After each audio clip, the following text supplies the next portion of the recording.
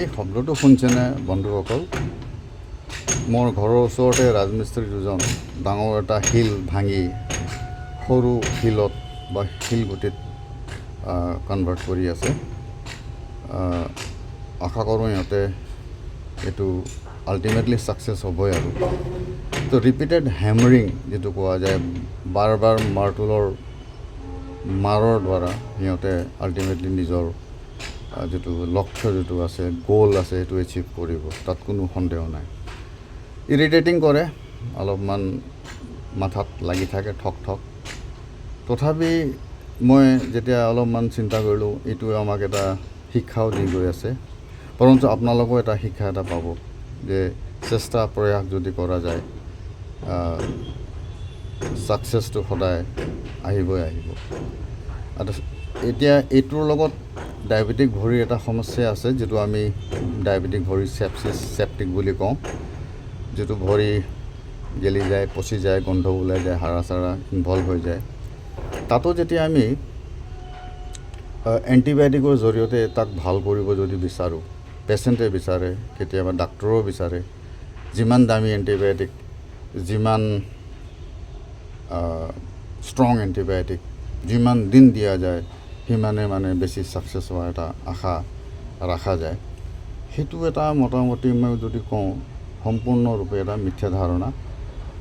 এটা ডাঙৰ শিল নিচিনা এটা যিটো এই মিথ্যা ধাৰণা আছে, সেই শিলটো আমি নিজৰ হৃদয়ত, নিজৰ মগজুত আমি সোমাই ৰাখিছোঁ।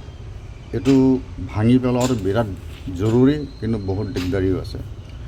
আমাৰ তাতে বহুত ৰোগী আহে, ডায়েবেটিক পেচেণ্ট, যিবিলাক ভৰি চেপ্টিক লয়, আৰু আমাক তেওঁ বিৰাট এই দি কয় আৰু নিজৰ এটা প্ৰাউড এটা ফিলিং লয় যে ছাৰ, আমি 70টা ইনজেকশ্যন লৈছোঁ, 80টা ইনজেকশ্যন লৈছোঁ, অমুক লৈছোঁ, তমুক লৈছোঁ, ইমান দামী লৈছোঁ।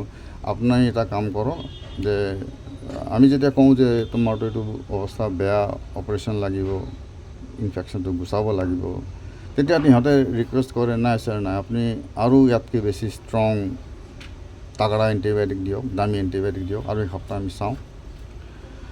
তো এই ডাঙৰ শিলটো বহুত ক্ষেত্ৰত ভাঙাটো বহুত দিগদাৰী হৈ যায়।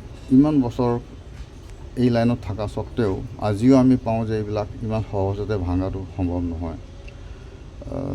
এই এটা মিথ্যা ধাৰণা বন্ধুসকল। যেতিয়া ভৰিৰ চেপ্টিক হৈ যায়, ভৰিৰ তন্তু এইবিলাক পচি যায়, গোন্ধ ওলাই যায়, সেনেকুৱা ক্ষেত্ৰত আৰু অপেক্ষা কৰা, এণ্টিবায়'টিকৰ ওপৰত ভৰসা কৰি আৰু পলম কৰাটো একেবাৰে মূৰ্খামি বুলি মই ক'ম। আৰু এই মিথ্যা ধাৰণাৰ পৰা আমি সোনকালে নিজক আঁতৰাই ল'ব লাগিব। আমি সদায় মনত ৰাখিব লাগিব, চেপ্টিক হ'লে, ভৰি যেতিয়া সংক্ৰমণ হৈছে, ইনফেকশ্যন বেছিকৈ হৈছে, তেতিয়া চাৰ্জিকেল চৰ্চ ৰিডাকশ্যন যিটো কোৱা যায়, যে অপাৰেশ্যনৰ জৰিয়তে মৰা টিচু তন্তুবিলাক গুচাবই লাগে, সেইটো এটা সদায় মনত ৰাখিব। গুচাই দিয়াৰ পিছতে যেতিয়া তেজৰ চলাচল আহিব সেই এৰিয়াত, তেতিয়াহে এণ্টিবায়'টিক তালৈকে গৈ পাব আৰু এণ্টিবায়'টিক হয়তো অলপ কাম কৰিব।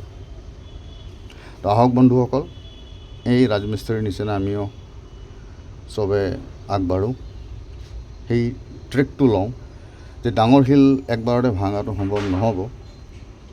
সৰু সৰু ষ্ট্ৰক বা আমি যদি কওঁ অলপ সৰু সৰু মাৰৰ জৰিয়তে আমি এই মিথ্যা ধাৰণাৰূপী ডাঙৰ শিলটো আমি ভাঙাৰ চেষ্টা কৰোঁ। আৰু আশা কৰোঁ অহা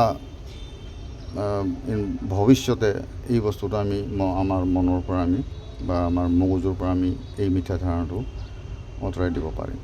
সেনেকুৱা কৰিলেহে বহুত ভৰি বাচিব, বহুত খৰচা বাচিব, আৰু বহুত টাইম বাচিব। এই এণ্টিবায়'টিক কৰি যিটো টাইম খৰচা যিকেইটা হয়, আৰু যিবিলাক জান আৰু ভৰিৰ যিটো অৱস্থা বেয়া হৈ যায়, এইটো হয়তো আমি আঁতৰাই দিব পাৰিম, এই প্ৰব্লেমটো আমি আঁতৰাই দিব পাৰোঁ। এতিয়া এই ঠকটো বন্ধ হ'ল, হয়তো সিহঁতে ডাঙৰ শিলটো ভাঙি পেলাইছে। ধন্যবাদ।